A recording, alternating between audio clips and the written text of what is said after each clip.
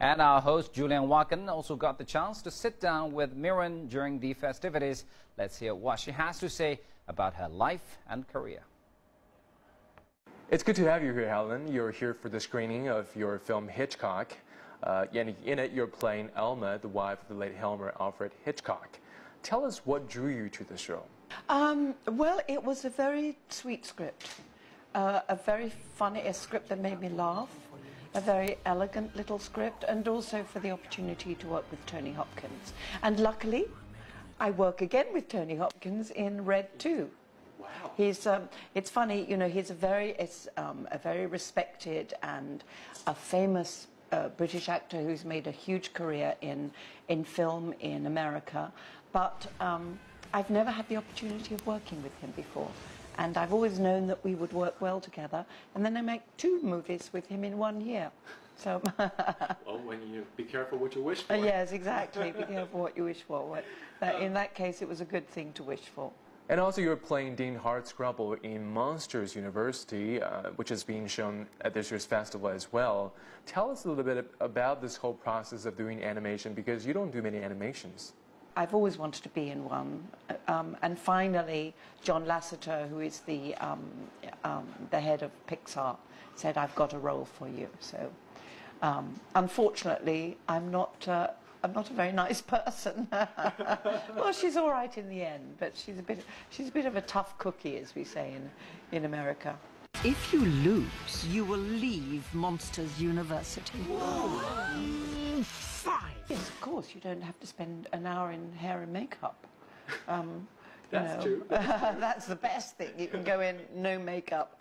And you know, the whole process is completely different. I mean, you're only using your voice, which is difficult for me, because for me it's very much about the expression in the face, film acting, and you don't have that obviously in animation.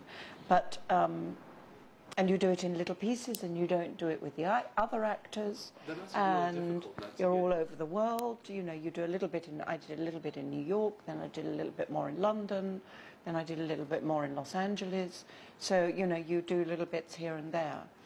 But it's a wonderful process as well. It's very interesting. You played Queen Elizabeth I, Queen Elizabeth II, and then Queen Charlotte. That's a lot of queens. You really have the Queen hue. Tell us, what do you think these women have in common, and also in common with you? You know, I've also played a lot of people who are not queens. You know, I played a housekeeper, and you know, I played the servants as well as the queens. You know, I probably have more in common with the servants than I do with the queens, actually. I think certainly Elizabeth I and Elizabeth II, there are parallels in those 2 personalities.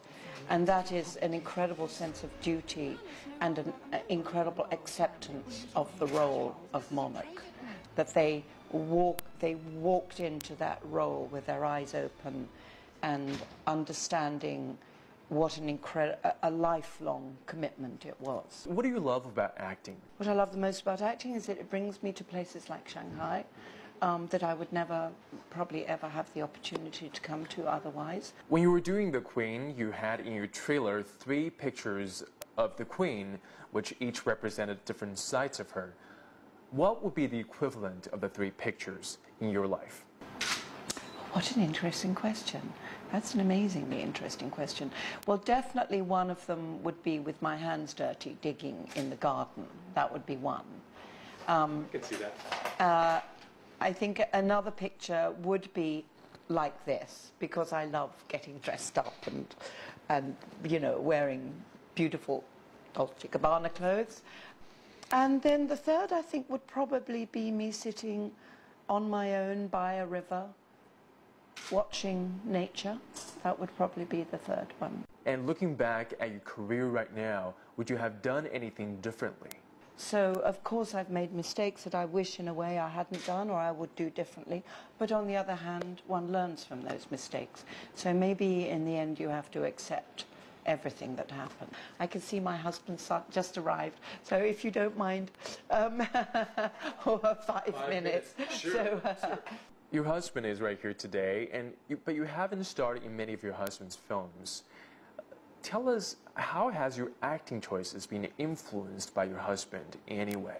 Yes, I would say so. He's a great advisor, and I would certainly not do something if he said you mustn't do this. I wouldn't do it. Thank you, Julian. I'm going to let Taylor come in now. Thank you. Yeah. Well, thanks for coming to our show, Taylor. Your film, Parker, is in the gala screening at this year's Shanghai International Film Festival. Tell us what made you decide to bring Parker to Shanghai this time? The thing that's interesting about Parker is that Parker, in a way, does what's right. Parker, in the long run, stands for something, and he has integrity. Civilized people need to follow rules. These are mine. And he will not violate that in the way most criminals do. So I'm hoping that that China will distribute Parker, because I know the audience loves it. I was listening to the audience, and they got it. I'll make sure you regret it. Don't start anything. He's got connections. And it's not just, yes, it's a crime drama piece, but the interesting thing about Parker is that he has integrity. And in today's world, many people that are high up in business, they're more criminal than Parker is. And I think, therefore, it's interesting and refreshing to meet a man who has a set of principles and will not violate those principles. And that's what Parker is. So I think the Chinese would enjoy Parker very much. I don't steal from people who can't afford it. I don't hurt people that don't deserve it. So relax.